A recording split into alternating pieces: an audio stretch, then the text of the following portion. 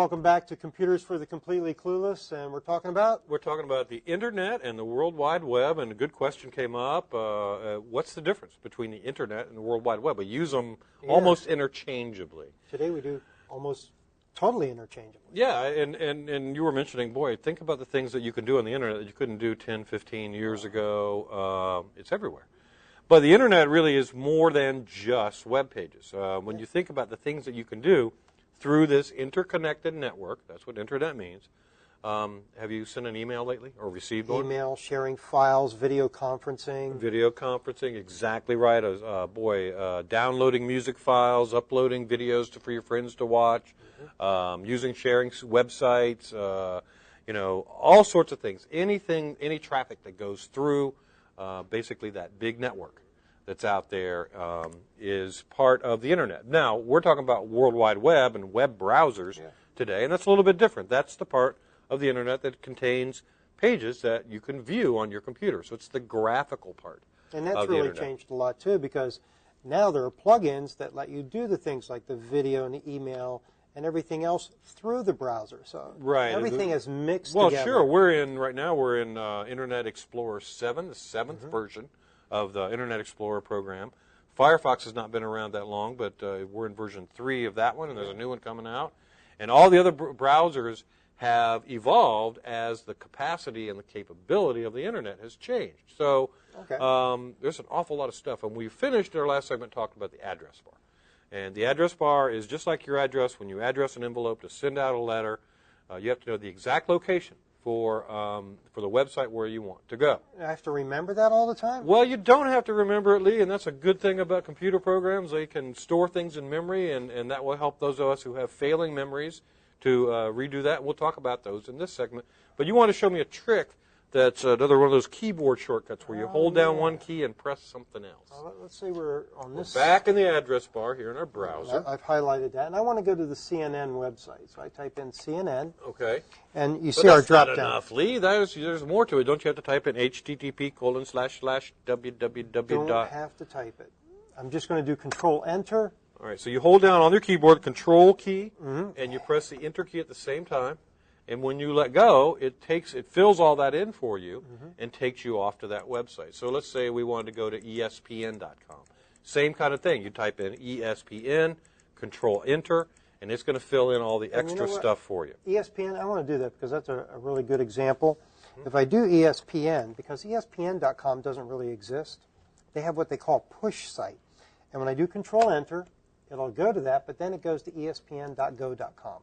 Oh, wow. So you didn't even have to type, so you didn't have to remember that. You know you wanted to go to ESPN, MSNBC, Google, Amazon.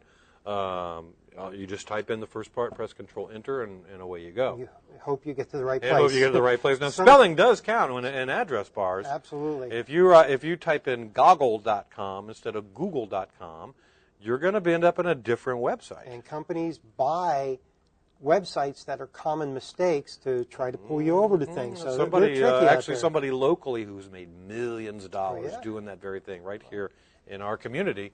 That's his business. So, all right, so that's the address bar. Great. Okay, so if I type it in, I can remember where I want to go, the website that I want to see, type it in the address bar, and away I go. Now, right above the address bar, we haven't talked about that, there's a bunch of buttons. And these buttons are going to look different based on the browser that you're using, right? Absolutely, in different versions. Right, but there are common items in these toolbars in all browsers. For instance, if I'm on one page and I click a link and go to another page, how do I get back? Well, let's say we went to, let me type it right then, IBM. Okay. And a little computer company. I've heard of it. And it's been around a few years. Loads eventually. Right. Okay. Now, if we wanted to save this so we could remember how to get back here without having to type it in every time, we simply bookmark it. Okay. Now, in Internet Explorer, they don't call bookmarks bookmarks. Why do they do that? I have no idea. I think it's competition. I think it's one thing to emulate your competitors, but it's another thing to blatantly steal from them. So they call them favorites. They call them favorites, and that's fine. I can remember that. Now we could click on favorites there, and we could add this to our favorites. Right, so if I'm on a website and I want to be able to get back there easily, I'm going to either create a favorite listing for it or a bookmark listing. Got it. So if I click that, all right, that will add it to the favorites. And I can customize the way it looks a little bit. I don't want all this stuff in here, so I'm just going to take that off. I'll put the M back on and just basically click OK. So you can actually customize that. Now, no, I don't see where anything's happened.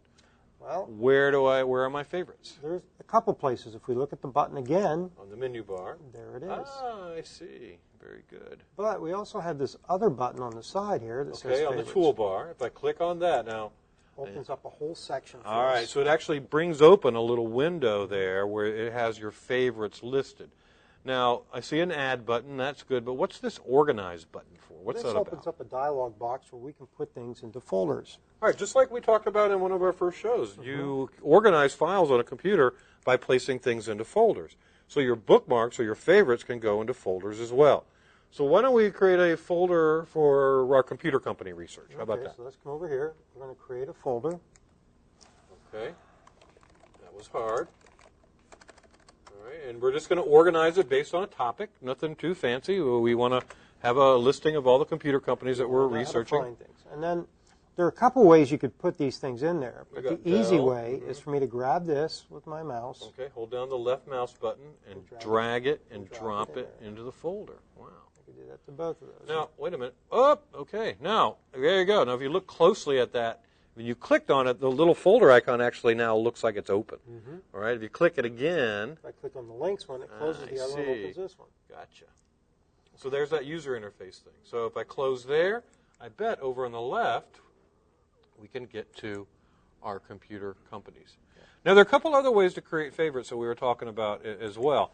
If you've ever wondered what that little, there's always a little graphic in the address bar to the left of the H in HTTP.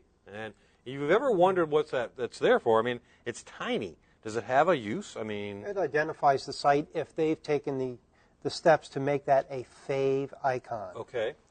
So but you can also grab that little symbol, whatever it happens to be, and you can drag it and drop it into your favorites listing. That's pretty cool. And it was that easy to add the Yeah, so bookmark. no double clicks. Just click on the little picture next to the address, drag it, and drop it. Now, we saw another one for another method for doing this. You can actually take that little fave icon there and drag it and drop it right on top of the favorites button. And that'll just drop it into favorites. And it puts it right in the folder that's open already, in this case. Hopefully you got the right folder. Yeah, but it's no big deal to reorganize these things. All we got to do is click on organize. Move that up to there. We just drag it up. All right. Didn't like that one. No problem. But again, we always can click on the organize button and drag that around or go back and reorganize our favorites. Yeah, we're not going to do that now. And do all that kind of stuff. All right.